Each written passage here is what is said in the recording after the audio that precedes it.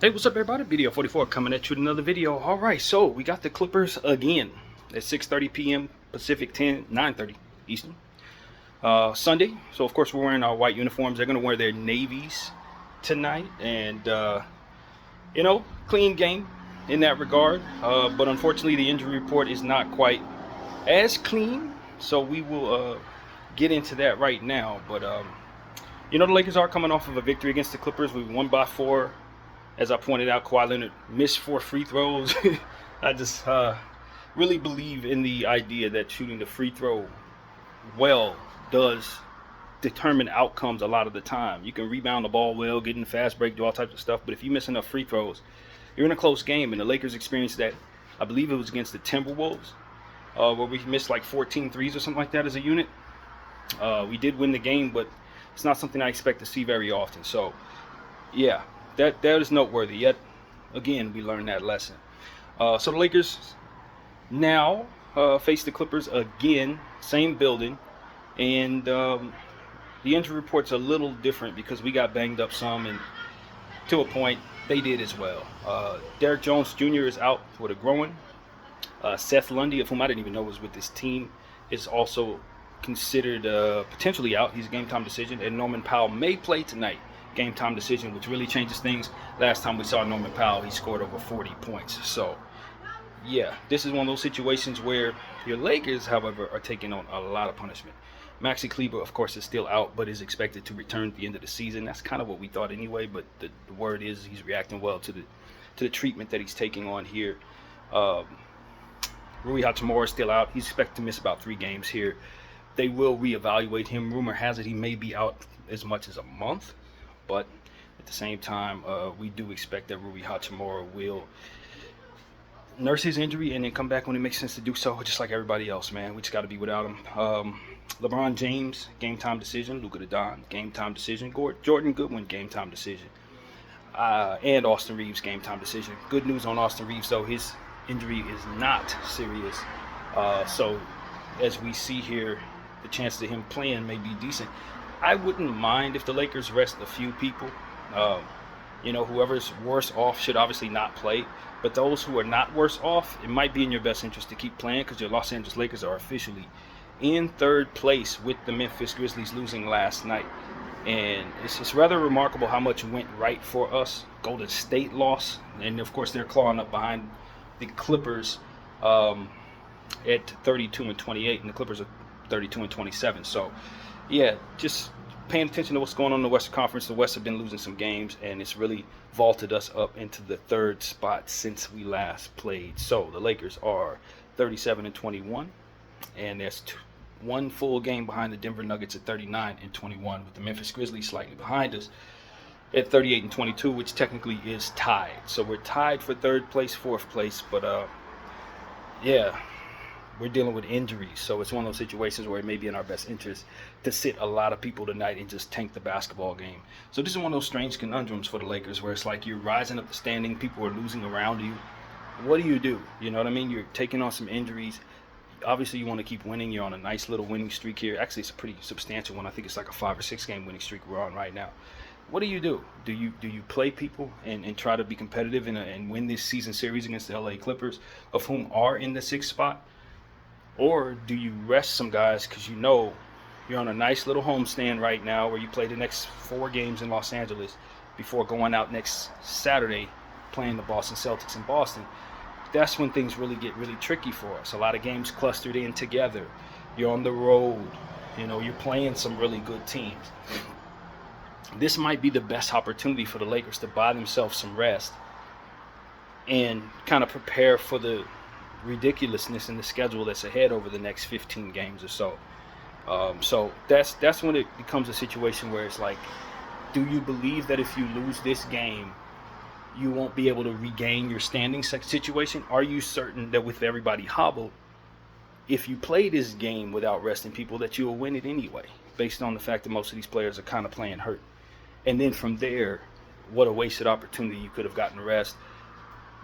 They could potentially make the injuries worse by playing on them. It's just a lot of things pointing at the Lakers being wise for sitting several people tonight that maybe are essential in helping them win the game like this.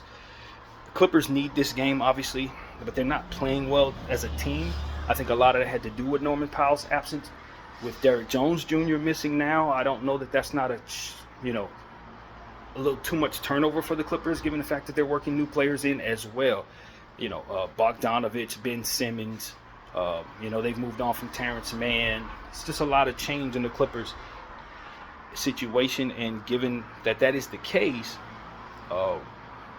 they may not necessarily have it all together right now. They're not particularly playing well. Their stars aren't playing well, etc.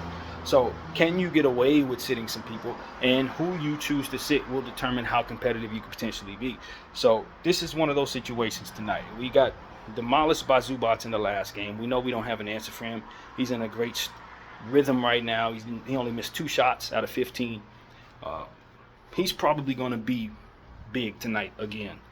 James Harden coming off a bad shooting night. He's probably going to want to bounce back. At the end of the day, this is a Los Angeles dude who has not put on purple and gold, but has hovered around the Lakers, James Harden has, for a long time, being a competitor in the Western Conference, a good portion of his career. He's not going to want to have 2 bad games against the Lakers back-to-back. So I don't expect for him to go 1 for 10 tonight, 5 for 22, again, 6 turnovers. That's not the type of performance I expect for James Harden. They're going to make some adjustments to how they're being defended and what they choose to run out there. I think will be a reflection upon the homework that Coach Lue has likely done. And so some of the adjustments that we have made to kind of cut them off, I don't know it's going to work the same way tonight. So I expect a bigger game from James Harden. I expect the same from Zubac. Kawhi Leonard, 8 of 17, 3 of 8 from behind the arc. Him chipping in right now. He's playing, if I'm being honest, he looks a little like a Chris Middleton right now. And I know that has to do with his conditioning and his overall knee health. But at the end of the day, I don't know that I fear him the way that I used to. The shot could still fall, but he's not the bruising power aggressor that he used to be. And I think he's working himself into shape because he's likely to play better going forward. But, the fear isn't there for me. Maybe that's fool's gold because this is Kawhi Leonard. But, I don't think the Clippers are in the greatest space, but they do play great defense, and we do need to respect that, just like we do. They had a great ratio off turnovers, steals to turnover ratio was rather good for them, and we need to be careful with guys like Chris Dunn and Ben Simmons. These are good defenders out there. Amir Coffey's had a bad game in this one, so I'm expecting that he'll play better tonight. So it's a lot of stuff. Bogdanovich shot poorly last time. I expect for him to shoot better tonight. So the Lakers just need to be on their toes. I don't expect that the Clippers will continue to have the same shooting woes that they had in the last game because they were pretty substantial. Granted, you give credit to our defense, but just overall, I do expect a much better Clipper team tonight. Chris Dunn's coming off a hot game. He was 2 of 3 from behind the arc, 6 of 9 from the field, had 4 steals. So, with him getting his 5th foul, he was very frustrated. I'd imagine he's going to continue to be aggressive tonight, especially with the absence of Derrick Jones Jr. I understand that the Clippers also waived Marshawn Beauchamp. I haven't been following his development, but just from afar, that's not the greatest decision. I do hope he finds his way. I like that kid as a nice wing in this backup wing in this league. But from what I understand, they did waive him. So take that with a grain of salt. I don't even remember where I heard that, so it may not necessarily been true. But this is what I understand it to be. So, Lakers, there's no need to go over the Clippers' previous games because obviously we just played them. And I did that before the last game, so I don't see any reason to do that today. But just in general, we understand we're going up against a Clipper team that's been struggling quite a bit with the turnover on their roster, particularly from behind the arc. And, they're coming off a rather substantial road trip that continues into our building twice in a row. So this is still part of their road trip, even though they've been able to spend the night in their own bed and probably follow their own routine, which is really essential in making players feel like they're at home, particularly in this LA to LA matchup. So this is one of the longest road trips I've ever seen. 1, 2, 3, 4, 5, 6, 7, 8 game road trip. Actually, it's more than that. 1, 2, 3, 4, 5, 6, 7, 8. No, my math was right. 8 game road trip, but with 2 games plastered with the Lakers between last Wednesday and obviously today, they've been able to spend a week at home basically. or a little less than a week here in Los Angeles before ending their road trip in Phoenix. It's so weird, but that's exactly how it's set up for the Clippers. They've been losing these games, man. They've lost 4 out of the last 5 games, and I think we can beat them tonight if we suit up enough players that can actually, be scrappy. I like the scrappiness that we showed with our role players, though. Particularly our bench, who had 9 steals against the Clippers in the last game. I thought that was a great sign that our defense is continuing to be elite, no matter who's on the floor. The scheme itself is working, and that's really essential, given the fact that we are a plug-and-play team with all the injuries that we've dealt with this season. So, that was what was most encouraging to me. I thought Luka Doncic shot very poorly, but got to the line a lot, and that made up the difference, as we often see superstars do. So that's a recipe for success with him getting 31 points. I also want to point out that I literally forgot in all of my videos that it was his birthday. I had been hearing it all day, but when it was time to record, I forgot. So happy belated birthday to Luka the Don. We really appreciate you, man. That will not happen again. But that's what happened in the last one. I just was out of sorts as it pertains to that day, just in general. So, yeah, I miss Luka's birthday, but we understand that he's 26 years old, still a lot of great ball ahead of him. He's getting acclimated into what it is we do, and we're proud to have him here. And we've been doing a lot of winning with him. I don't know if people are noticing, but the Lakers are doing a whole lot of winning.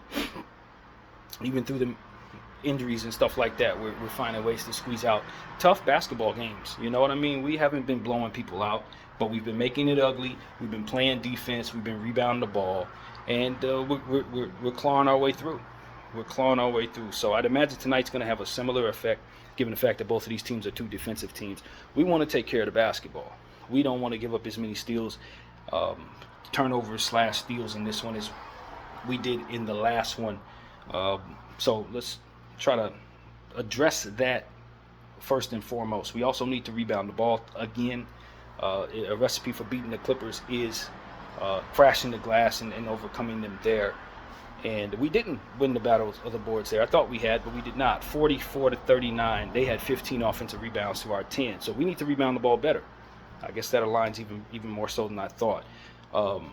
15 turnovers, 22 points conceded off those turnovers. We don't want that.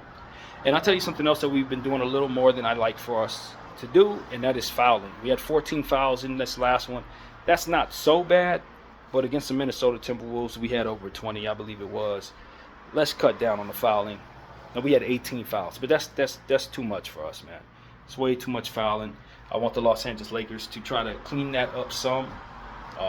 We don't need to be sending our teams that we're going up against to the line as often as we have. So, yeah, man, that's really what it is. If they're going to miss them, it'll help, though. That's what I'll say. But we need to do a better job at the line just the same. So the freebies is a very important thing. Keep the other team off of it and hit yours. So, yeah, man, no Rui Hachimura. The adjustment's going to be substantial, man. We're going to have to figure out how to utilize more of our team and trust these guys. Hopefully they don't struggle. I don't know if Coach wants to kind of reach into the Cam Reddish area of things, but it would be a good idea for him to kind of go a little deeper into his bench to try to find some healthy bodies, especially with some of our key guys starting to be a little banged up. Think about a guy like Jordan Goodwin now on the injury report. That's pretty dangerous for us. Players like that, we need to be out there scrapping and hustling and playing hard. And if he's not his best, I think it'll reflect in a glaring way. And that's what I say.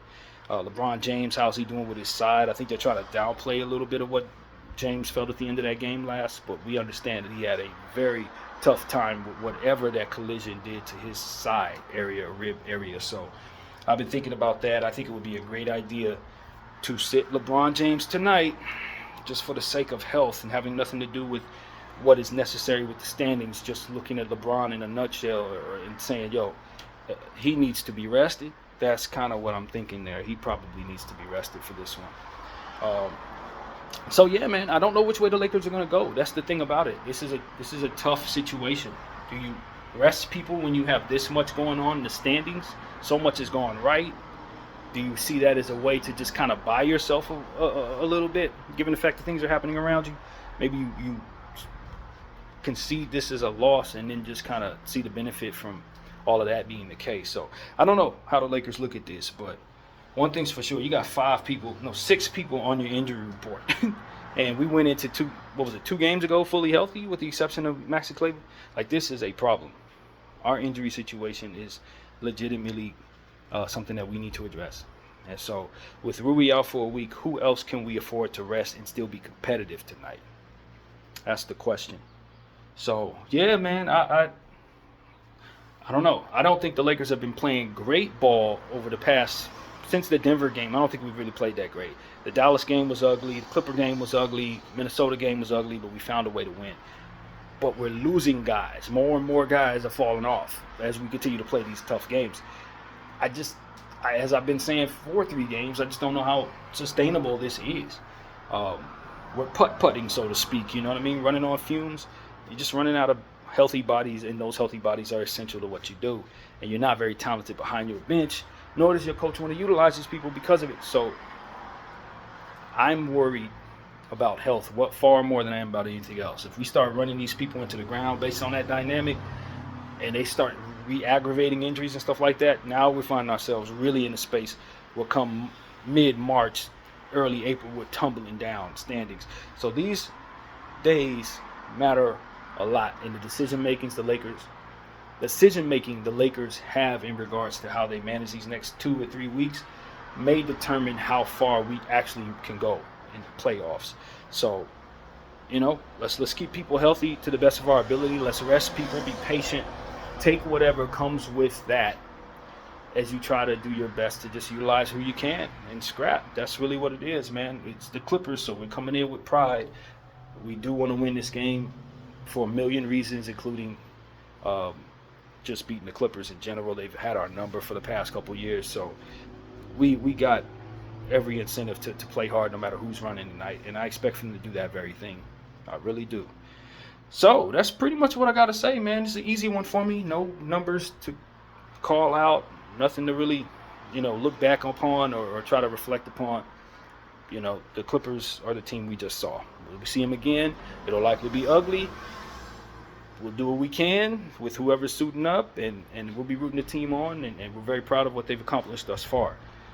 So let's just keep it going, man. But the health decision, that's what this is really about. How do you play that chess game? PDL 44. I thank you all for watching. I'm out.